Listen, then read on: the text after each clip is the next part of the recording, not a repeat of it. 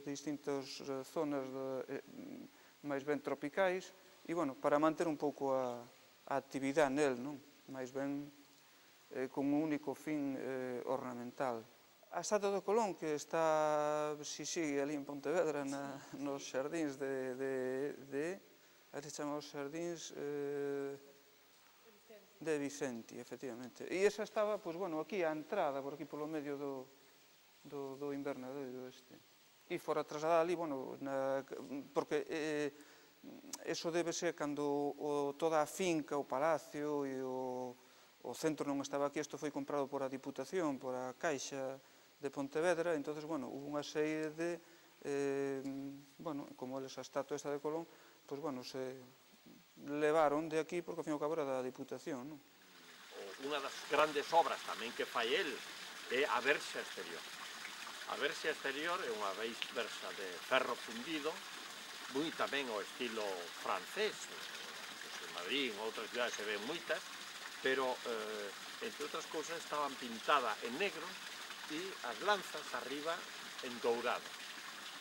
Bueno, pois el non tiña diñeiro suficiente para pagar esa verxa e lle oferta o diñeiro un industrial de Tui. A paga e non lle acepta ningún tipo de aval ni nada, o sea, confía totalmente en él e lle presta o diñeiro para construir a verxa. A construir cando el ainda non tiña moito poder, non? Entón ten moito mérito, o sea, que en él a xente fiaba claramente. E sobre todo unha parte importantísima, me gustaría que isto ocupase en cierto modo o lugar que tuvo, xa non como elemento político naquele momento, como centro social e político, senón pois como elemento cultural. Pensa que non todo o mundo, non todas as cidades, non?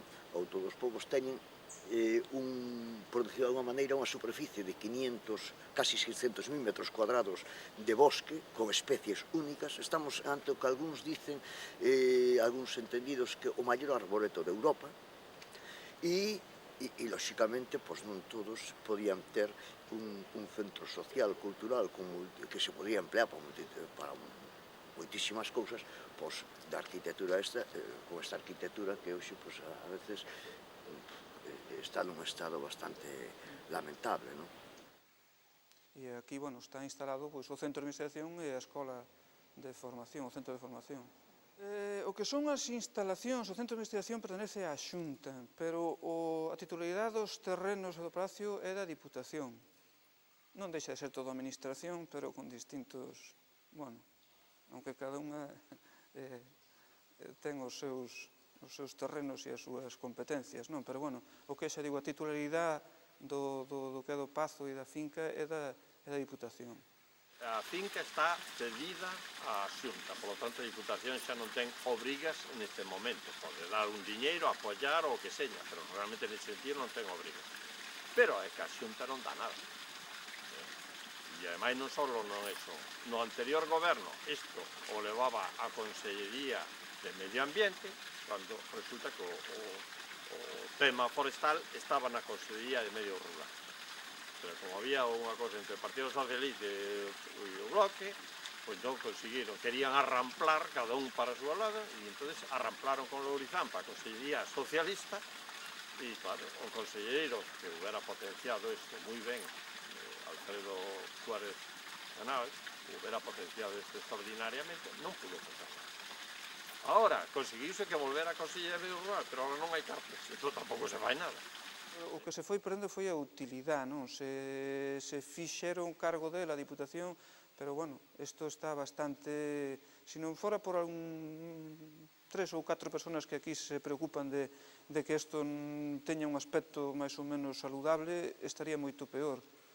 Non o feito de que non se destine unha asignación, de que se achaque sempre a que é moi caro manter un edificio como isto ou restauralo. Hai cousas que se fan máis caras e menos útiles e menos rentables.